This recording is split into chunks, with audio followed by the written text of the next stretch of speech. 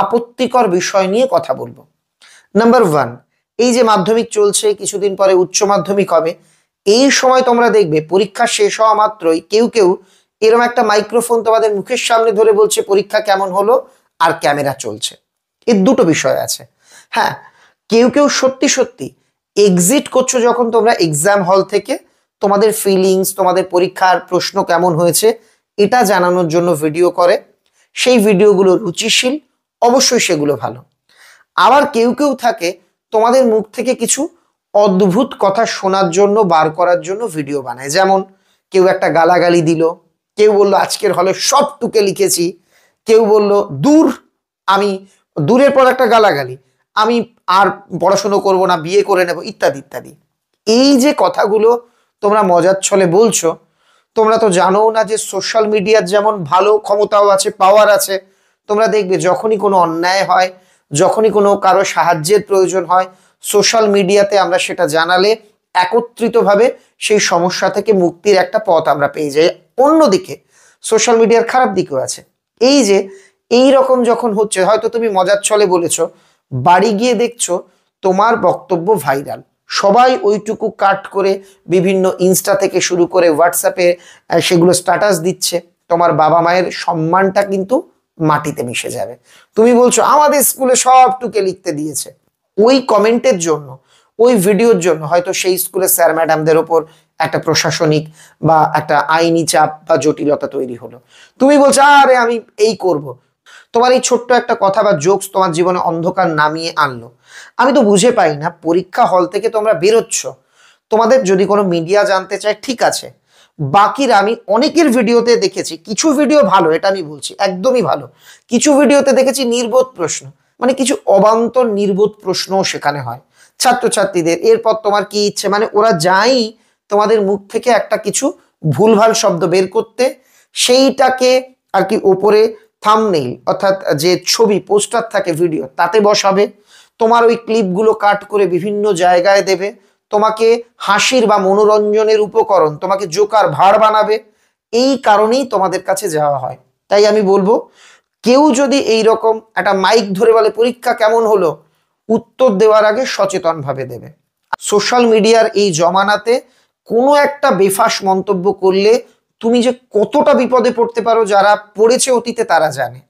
সেই একবার একটি বোন আমব্রেলা বানান পারেনি, সেটা নিয়ে কি ট্রোল হতে হয়েছিল, তাকে মানসিক যন্ত্রণায় বাড়ি থেকে বেরোতে পারতো না। গত বছর একটি ছেলে এরকম বলেছে এইচএস পাশের পর চাকরি কি করব, বিয়ে করব, তার সেই বক্তব্য কেটে ট্রোল হয়েছিল। এই রকম ট্রোলের শিকার যাতে তুমি না হও সেটা দেখবে। এবং দ্বিতীয় বিষয়টাও খুব অবজেকশনেবল একটা বিষয়, প্র্যাঙ্ক ভিডিও।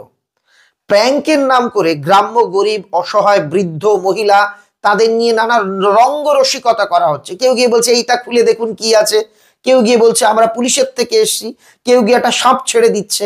এই অসভ্যতামিটাও বন্ধ হওয়া উচিত। আমাদের মনোরঞ্জনের উপকরণগুলো যদি নিম্নগামী হতে থাকে সেটা ভয়ঙ্কর।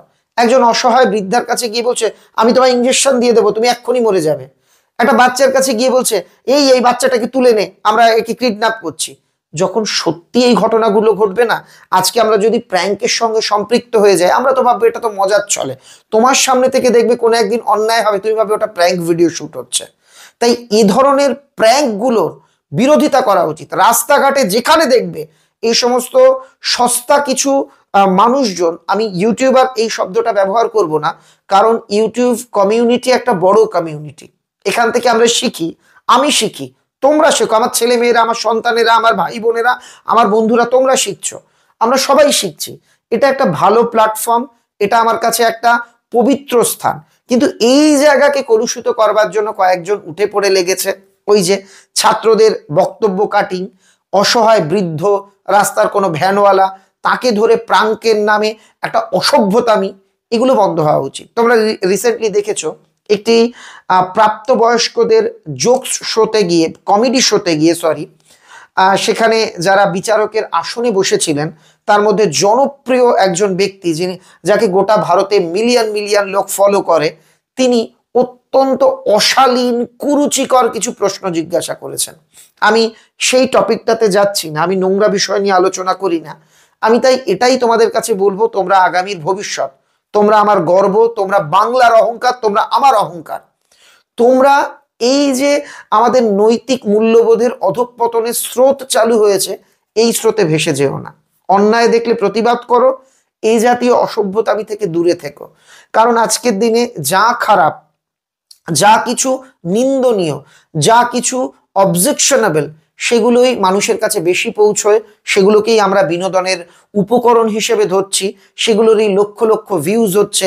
ভিউজটা বড় কথা নয়, লক্ষ লক্ষ ভিউজ হচ্ছে বলে আমার দুঃখও নেই, কিন্তু এই যে কাণ্ডগুলো হচ্ছে, এটা নিয়ে কিন্তু আমার অত্যন্ত অবজেকশন আছে। তোমার মতামত আমাকে জানিও, ভিডিওটা সম্ভব হলে বন্ধুদের মধ্যে শেয়ার করে দিও। এই বার্তাটা প্রত্যেকের কাছে পৌঁছানো উচিত। মনে রাখবে, তোমার মূল্য, তোমার সম্মান, তোমার পরিবারের কোনো একজন বৃদ্ধ বৃদ্ধা বা তোমার বাবা মা, মানে আমার কাকু কাকিমা, তোমার দাদু ঠাকুমা, তাদের সম্মান, তাদের আত্মসম্মানের মূল্য আমার কাছে অনেক। এটাই আমি বলবো। সবাই ভালো থেকো, সতর্ক থেকো, বার্তাটাকে সম্ভব হলে বন্ধুদের মধ্যে ছড়িয়ে দিও।